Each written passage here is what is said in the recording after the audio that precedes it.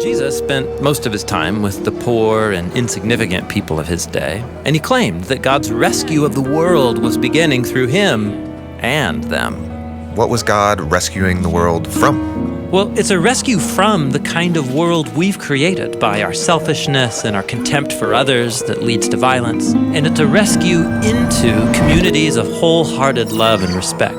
Jesus described this way of life by using an ancient biblical word, righteousness. A righteous person is someone who consistently does right by God and right by others. Jesus said, those who live this way are entering the kingdom of the skies. Okay, but life is messy.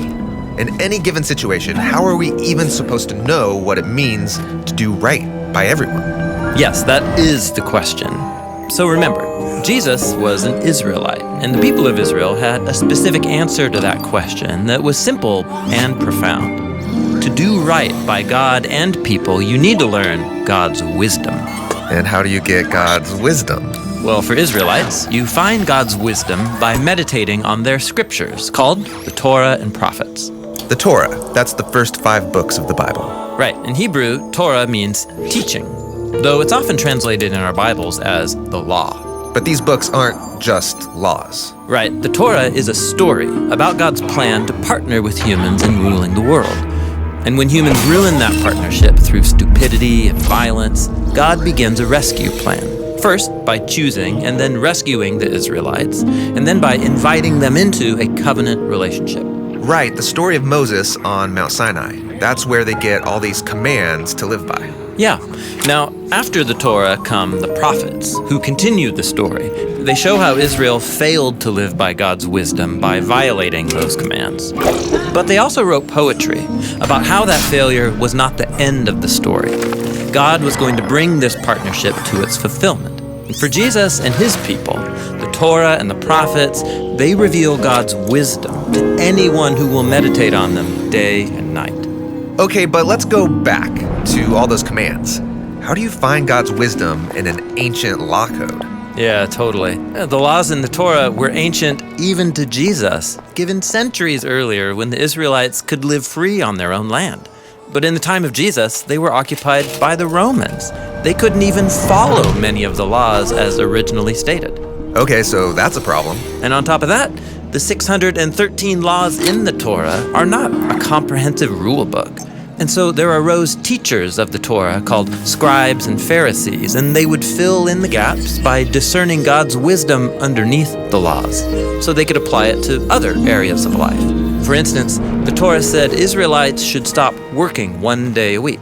Right, but what counts as work? Well, the Torah doesn't actually give a full definition, and so the scribes would study the scriptures and provide a comprehensive list that people could live by. They're applying God's wisdom to everyday life so they can do righteousness before God and others. Right.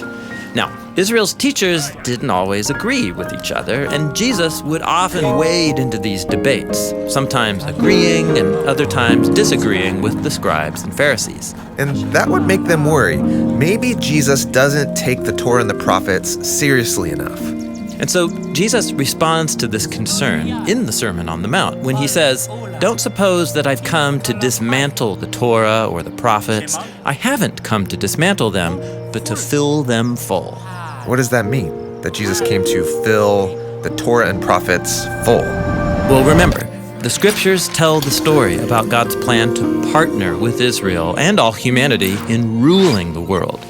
And Jesus claimed that he was taking that story forward, showing how to be righteous and live by God's wisdom. That's quite a claim. Yes, Jesus even said that his vision of righteousness was more in line with God's wisdom than anyone else in his day.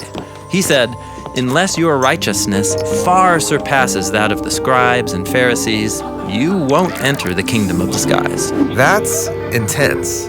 It is. But as we'll see, Jesus is offering a bold and beautiful vision of human life. How to build healthy communities and heal broken relationships, and how to transform hostility into honor and respect. Which is great, but can you give me an example? Actually, Jesus is going to do just that in 6 case studies. Each time he'll quote a command from the Torah, and then explain how it reveals God's wisdom, so that we can learn how to consistently love God and do right.